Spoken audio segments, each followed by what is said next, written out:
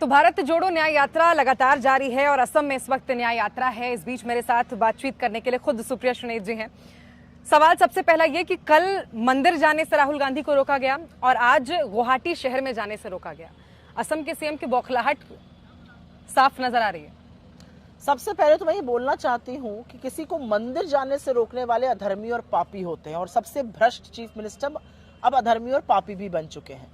आपने जो बात कही, चाहे वो आज जिस रूट पर हमारी यात्रा जानी हो, वहां पर बजरंग दल की यात्रा गई, वहां पर जेपी नड्डा की यात्रा गई, वहां पर हमारी ही यात्रा नहीं जा सकती थी, वहां पर अवरोध पैदा किए गए। लेकिन जैसा कि हमारे बब्बर शेर कार्यकर्ता और जनता चाहती थी, वो अवरोध टूटे, वो बैरिकेड ढहा और उसमें इस प्रदेश के मुख्यमंत्री का ईगो और उनके जो आका दिल्ली में बैठे उनका भी ईगो ध्वस्त हुआ।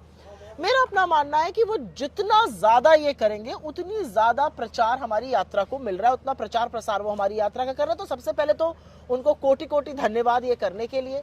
काफी sections of main stream media जो इस यात्रा को नहीं दिखाना चाहते थे या नहीं दिखा रहे थे, उदासीन थे इस यात्रा को दिखाने के लिए, उनको भी झक मार के दिखाना पड़ रहा है। तो मैं तो ये कहूंगी हमारे प्रचार प्रसार का सबसे बड़ा तंत्र उन्होंने किया।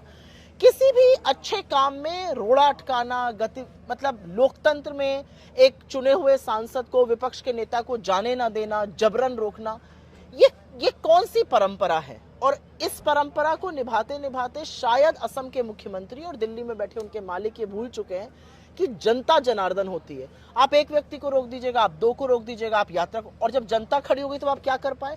आप यात्रा को रोक रहे हैं और जनता हमारे साथ पूरी तरह से खड़ी है।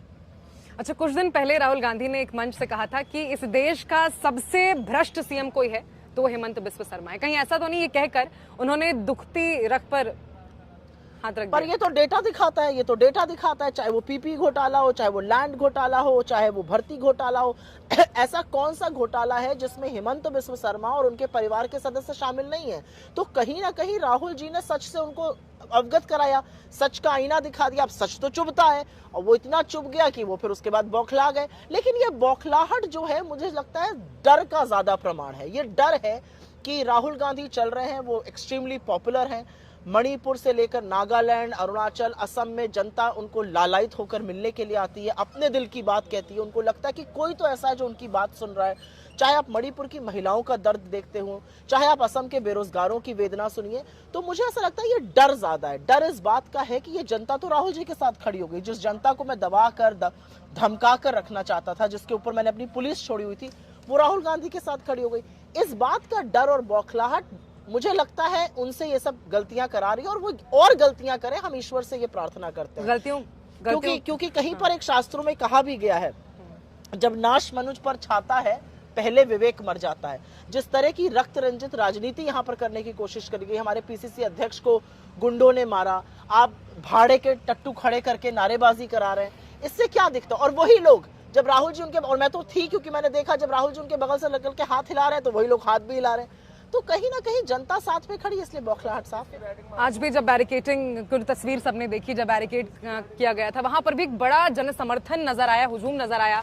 उस बैरिकेड को तोड़ने न केवल कांग्रेस के लीडर, मुझे लगता है जनता भी वहां पे बहुत बड़ी संख्या में पहुंची हुई थी। बिल्कुल, और आप थी वहां पर और मैं भी थी, और वहां पर सिर्फ कांग्रेस के कार्यकर्ता नहीं थे, वहां पर वो जनता थी जो चाह रही थी राहुल जी को सुनना, जो चाह रही थी कि राहुल जी से वो बात करे, जो चाह रही थी राहुल जी उनसे संवाद करें। आज सुबह जब हम लोग निकले, आपने खुद ही देखा होगा, यूएसटीएम यूनिवर्सिटी में राहुल जी को नहीं आने दिया गया और सारी की सारी यूनिवर्सिटी सड़क पे आके खड़ी थी। तो जिसको आप रोकने का प्रयास करते हैं, जिसको आप अंदर आने की अनुमति नहीं देते, आपका सारा यूनिवर्सिटी आके बाहर सड़क पे खड़ी हो गई। राहुल जी ने उनको एड्रेस कर दिया, ज्यादा लोगों ने उनकी बात सुनी। तो मेरा अपना मानना है कि जितने अवरोध आप अच्छे काम में पैदा करिएगा, वो अच्छा काम उतनी जोर से बड़ा होके स्वरूप लेता है। मेरा अपना मानना है कि चाहे वो यूएसटीएम हो या चाहे वो आज जब जनता ने प्रदर्शन किया और जिस तरह से बैरिकेड ढहा, और मैं इस बात की बहुत तारीफ करती हूँ राहुल जी की कि बैरिकेड ढहाना जरूरी था, दिखाना जरूरी था एक तानाशाही सरकार को कि हम आपके आगे झुकने वाले नहीं है। लेकिन उसके बाद हमने कानून का पूरा पालन किया, हमने पुलिस की बात मानी और जो रूट था उससे गए हम।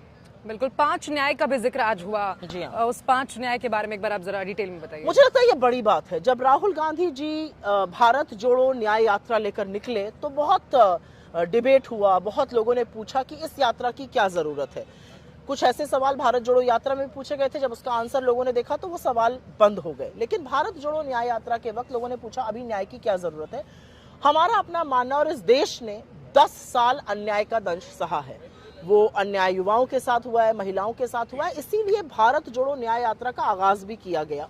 और जब भारत जोड़ो न्याय यात्रा शुरू की गई तो एक चीज बिल्कुल साफ थी कि इसके 5 स्तंभ होंगे, और वो 5 स्तंभ युवा न्याय है, भागीदारी न्याय है, नारी न्याय है, किसान न्याय है और श्रमिक न्याय है।